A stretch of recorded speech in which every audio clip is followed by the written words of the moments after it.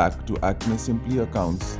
This part 4 in a series of 6 aim to help you prepare for Accountancy Viva Practical. Fourth part, we discuss with the last remaining type of ratios, and that is the profitability ratios.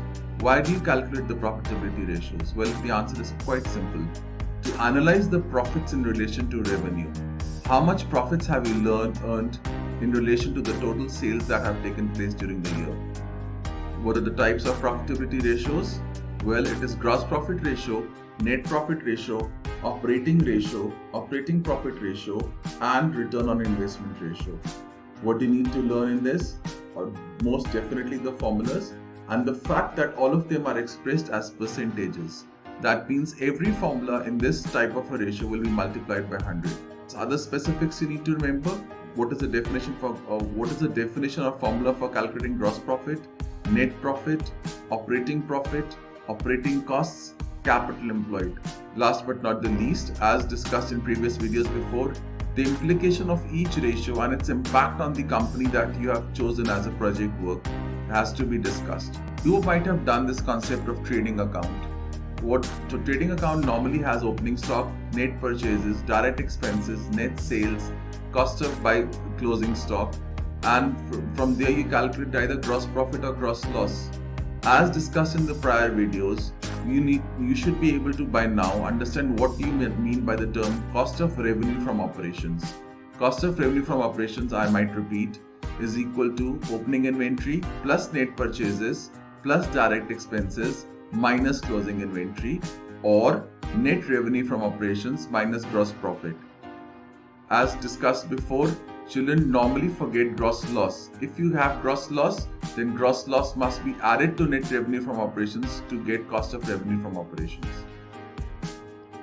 So gross profit ratio is the first ratio that we will discuss today. It indicates the gross margin on products sold. It indicates the margin available to cover expenses, that is operating and non-operating expenses. Gross profit ratio formula is gross profit upon net revenue from operations into 100. Which company do you think is going to be better paying off its expenses or dealing with its expenses? A company with a higher gross profit or a lower gross profit? I think the simple answer to that question you might have guessed by now is a company that earns a higher gross profit is able to meet its operating and non-operating costs in a much better way than a company with a lower gross profit amount. And consequently, a higher gross profit ratio is always better than a lower gross profit ratio. So special considerations you need to understand for gross profit ratio are: gross profit is net revenue minus cost of revenue from operations. As we have discussed in the previous slide, cost of revenue from operations is opening inventory plus net purchases plus direct expenses minus closing inventory, or net revenue from operations minus gross profit. Then, as I discussed before, a higher ratio is better as it is indicative of a sufficient margin available to a firm to meet all its expenses, both operating and non-operating. The next ratio is operating profit ratio. Operating profit ratio is an indicator of operational efficiencies of the business. What do I mean by that? Again, we'll deal with an example.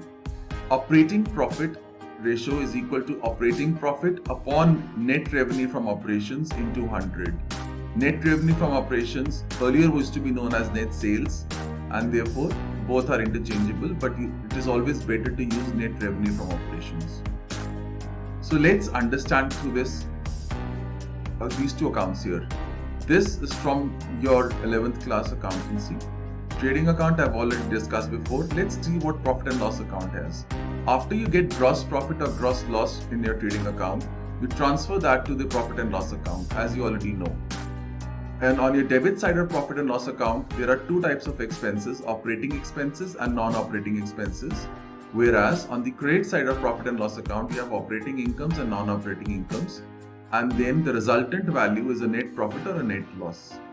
So this gives a brief idea about what kind of expenses I'm going to be dealing with under the heading of profitability ratios. For me, the ones highlighted in red are the most important. That is direct expenses, operating expenses, non-operating expenses, operating incomes, and non-operating incomes. Special considerations you need to understand for operating profit ratio are: operating profit is equal to gross profit plus operating income minus operating expenses. If you look at this, operating profit only deals with operating items. That means operating expenses and operating incomes. So gross profit plus operating incomes minus operating expenses is equal to operating profit, or operating profit is equal to net profit plus non-operating expenses minus non-operating incomes. So I've used a whole bunch of words here: operating expenses, operating incomes, non-operating expenses, non-operating incomes. What do they really mean? What are the examples of such value? What are the examples of operating and non-operating expenses and incomes? So let's deal with them one by one. Operating expenses include office expenses, administrative expenses, selling and distribution expenses, depreciation, amortization, and employee benefit expenses, in addition to others.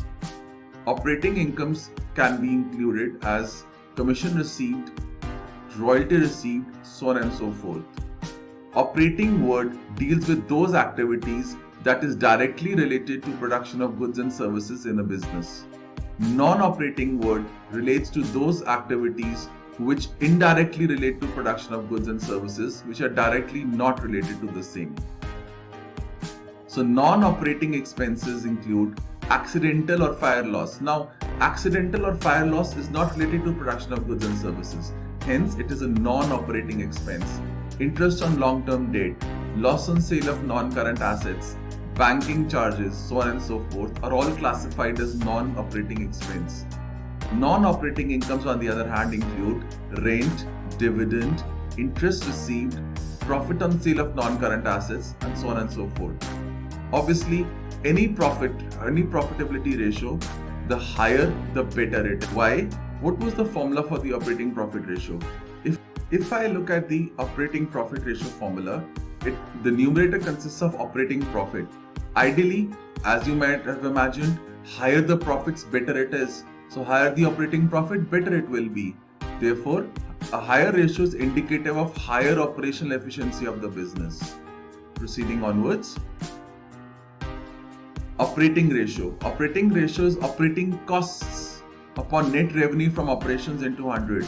As opposed to operating profit ratio, both the denominators for operating ratio and operating profit ratio are exactly the same. That is net revenue from operations.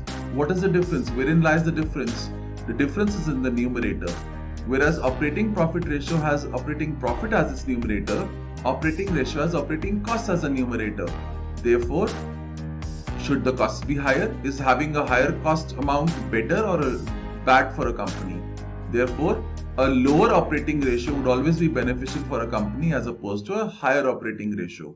Now, in your junior classes, you might have come across this formula. Cost price plus profit is equal to selling price. Now, if I was to substitute operating ratio in terms of cost price, in place of cost price, I would be writing operating costs upon net revenue. Whereas in case of profit, I could substitute operating profit ratio. Whereas operating profit ratio was operating profit upon net revenue, and I was to find the LCM. The denominator for both the terms would be net revenue. Cost plus profit would be equal to selling price, and selling price is the other name for net revenue. So net revenue upon net revenue, when it cancels out, becomes equal to 1. So the operating ratio plus operating profit ratio, in fraction terms 1 is the highest value, whereas in percentage terms 100% is the highest value. So we can thus conclude that operating ratio plus operating profit ratio is equal to 100%. And like I said, whereas a higher operating profit ratio is good for a business, a lower operating cost ratio is good for a business. Why? Because cost should always be less, profit should always be more for it to be beneficial to a business. An important Viva question that comes from here is operating ratio plus operating profit ratio is equal to 100%. Thus, if costs were 60%, what would be the profits? Simple answer to that is 40%. If costs were 70% of revenue, what would be the profit? Simple answer to that is 30%. I hope this becomes clear. Proceeding on. Main concepts in operating ratio that you have to consider are operating costs. And operating costs, as I've shown this slide before, You have operating expenses, non-operating expenses, operating incomes, non-operating incomes. So operating costs are cost of revenue from operations plus operating expenses. An operating ratio plus operating profit ratio is equal to 100%. Like I said, cost of A is higher and profitability lower. Therefore, having a lower operating ratio is always good for a business. Proceeding on to the next slide.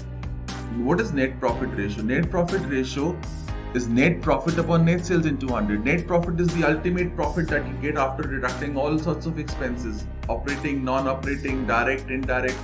That is the net result of the operations of the business. You think a higher ratio should be better? You guessed it right. A higher the ratio, better it is. More profitable the business is, the better it is. Therefore, a higher net profit ratio is always going to be better than a lower net profit ratio. And what does it tell you?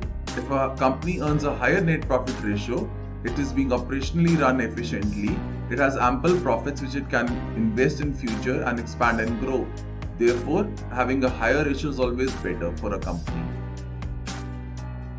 So things you need to consider for in case of net profit ratio is net profit is equal to gross profit plus operating incomes plus non-operating incomes minus operating expenses minus non-operating expenses.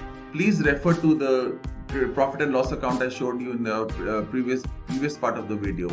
So gross profit plus all incomes minus all expenses is equal to net profit. All incomes are of two types, operating and non-operating. All expenses are of two types, operating and non-operating. A higher ratio is better and the lower ratio is bad for a business. And normally you should take net profit after tax for calculating this ratio.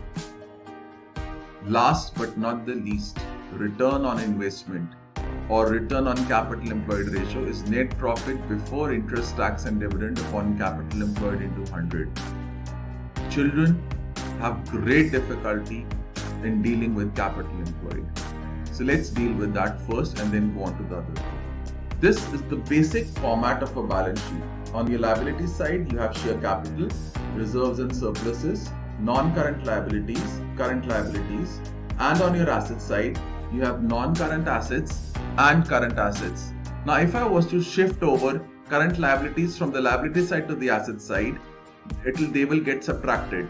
Now, what in the green box, in the green balance sheet that you see, you have on your left side the formula for capital employed, considering from the liability side, and from the asset side, again the formula for capital employed.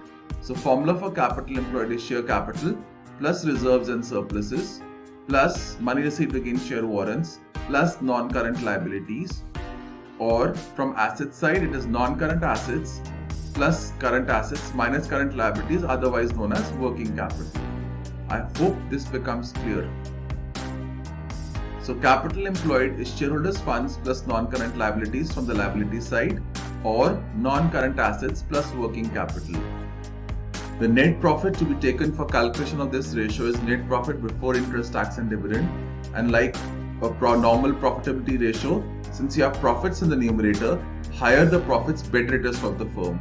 Hence, higher the ROI, greater or better it is for the firm. So with this, we conclude the topic on ratios. In part 5, we shall deal with cash flow statement analysis, wherein we'll talk about operating activities, investing activities, financing activities. In part 6 of the video series, we shall discuss about comparative statement analysis and financial statements, that is the balance sheet. We shall cover the points which are normally ignored by students, for sure. And in the end, we must say, if you really like our work, please do like, subscribe, share, comment, ask questions, but do not forget to press the bell icon so that you can receive the notifications as soon as a new video is uploaded.